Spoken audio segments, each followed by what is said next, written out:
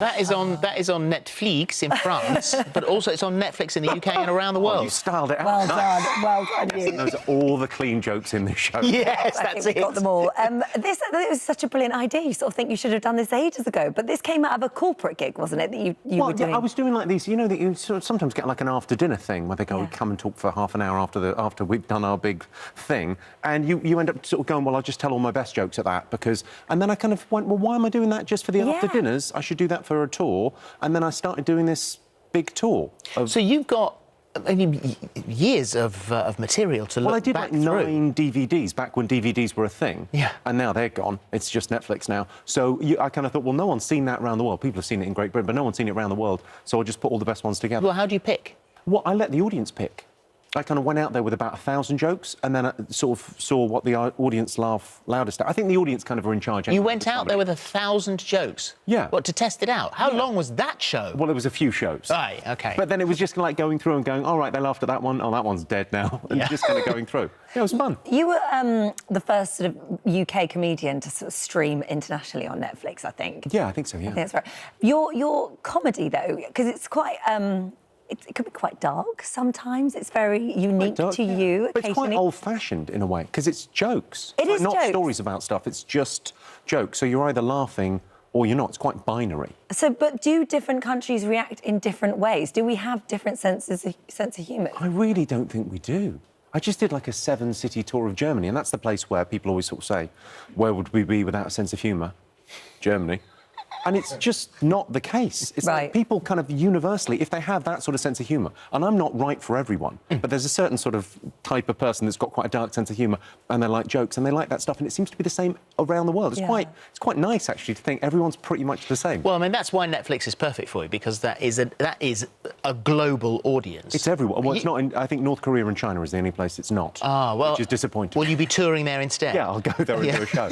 Because that's the other thing, is the touring. I mean, you are pretty non-stop. Yeah, I travel a lot. I sort of do a lot of countries. It's really fun. It's a nice way to kind of... I don't know, it's quite nice to travel the world. It's also nice when you're a comedian, because when you're travelling, you sort of have to ask questions. You sort of arrive and go, right, what's the town that this town hates, and what's the local team, and what's the... And you have to get all that kind of... It forces you to chat to people, rather than just... Sometimes when you travel on your own, you're just looking at stuff, but you never really sort of interact. Do you get to see much of the world as you're doing it, though, or are you just constantly in theatres? I mean, when you say you're travelling... I get to travel a lot, yeah. I mean, I've got all day to myself. I work 2 hours a day at most. So the rest of the day, you're just kind of, you know, hootling around. So this is what... That sounds good. 40 countries, I think. That, yeah. Most continents. Don't know, you haven't done Antarctica, haven't you? I don't think I've done Antarctica. No. I've done everywhere else. Yeah. Have you got the work-life balance, you know, right, do you think? I mean, this is... I think I've quite nailed it. No, you know, I probably work a little bit too... But then, I don't know, work is more fun than fun. Like, if you have a night off, you sort of go, oh, there are 1,000 people laughing at me. It's rubbish. I know, it's hard, yeah, it's hard to compare to that. What do you do for a night off, then? So what's the... Because we were talking about Holly went to New York and went to see Frozen, and you surprised me by saying that you go constantly to see musicals. I can't see you in the audience of Frozen. I can't see a lot of musicals. I like a musical. I quite like music. My other half's really into musicals. Show on Netflix at the moment is The Fix, and this is you and Catherine Ryan, and so it's like a panel show where we're trying to fix stuff that's wrong with the world. OK, so what are the big fixes? Well, like I mean, there's big kind of funny, weird things that might actually work. So, like global warming, you go, it's a huge problem, what could we do? And we said, set off a volcano. If you set off a volcano, weirdly, because all the dust goes to the upper atmosphere and it reflects the sunlight, it cools down the world. And it's not like a crazy theory, it actually happened. How many people died? When Krakatoa went off, yes, some people died. Obviously, yeah, that's a good point, well made. And we're going to have to really sell it to them. But the world cooled down by about 2 degrees. There was no summer in Europe the next year. It's quite interesting. Yeah. Or we came up with a cure for social media. What's that? Well, the idea that you need an internet licence.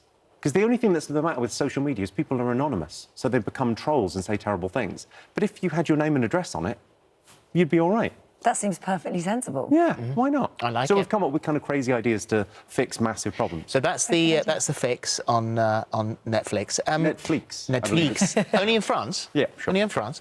And so the tour. You said there are some gags in your tour, which I'm assuming the new ones that you've put in, which could be career-ending. Yes. Well, I suppose that's my sense of humour, so I'm always true to that. I've got to kind of keep it funny for me and the audience. But it's that thing where occasionally you do a joke and you go, well, I suppose they could pick up on that and write a story about it. I mean, it's kind of tongue-in-cheek. I don't think it ever ends your career. It's always like there's shock and outrage in the Daily Mail. Is it hard to be a right. comedian now because everybody is so PC and everyone gets so easily offended? I don't think so. I think it's like it's always been. I think doing a comedy show is like a safe space. Like in that theatre, everyone's come and bought a ticket, and it's like really safe to tell those jokes in that space. And there's clearly, and it's about releasing tension, and there's quite a lot of tension around those kind of subjects. So it's quite easy to get a laugh from those things, and I don't think people really mind. I don't think anyone really remembers what a comedian says. I think they remember how you made them feel. Yeah, that's a very good So point. they sort of leave after an hour and a half. They can't remember any of the jokes, but they go, well, I released a lot of endorphins and I feel better.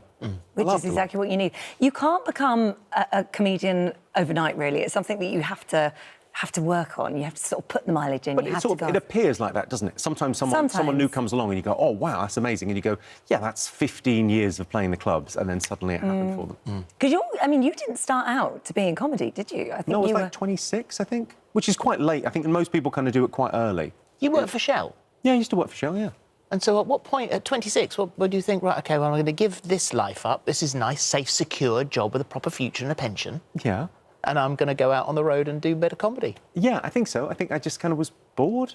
I mean, that was it. It was kind of I suppose, a quarter-life crisis where I just went, I can't do this. If you don't want your boss's job or your boss's boss's job, what are you doing? You need to change. The thing is also with you, and I think it's important, because you obviously had a plan there. You had a forward-looking plan. It's always good to have a backup plan. No, I mean, I didn't have much of a plan when I left, if I'm honest, because it looks now like I left a job and went to be on telly. Yeah. But that kind of wasn't... At the time, that wasn't even an option. It was just leaving to do stand-up, and But that's you really thought nice. outside the box, and the point I'm making here is that, you know, if this all goes to pot and the 40 countries around the world don't want to see you anymore, then you are potentially you could be a TV presenter on this show, because that's ultimately what you want to do. Why? I think this is maybe the best job in the world. You're on telly and you're finished by 1. That is true. At home drinking wine by 2:30. You said this You're probably listening in the car. on this show in 2015. This is what it said. They said, what's your dream job? And I think it's doing this, isn't it? It's like... It is a dream job. You meet everyone. You're finished by... What time do you finish? Well, for this, you finish at about 1 o'clock. You know, Yeah, have a meeting perfect. after the show. That's Done. not all we do, though. There's other stuff to do. So we thought we'd put you to the test. Right. This is kind of an audition. Are you up for this? Yeah, 100%. Oh, I could do good. this. How tough could it be? Well, so what we'll do is we're going to do our bit over with Dr Ranj now, and then We're going to let you sweat on it for a OK, you moment. can have a think about what you've just said. Think about what you've done. And then when we come out of the weather, then maybe you introduce the show back out of the weather. Huge. How Yeah? tough could it Do be? you want to look at my script? I mean... See all my spelling mistakes? Don't look at those. the penmanship. I know, don't. It's terrible. It's terrible. I know, don't. Dreadful. Right, thank you have you. a look at that, and we're going to Okay. go home and see the doctors.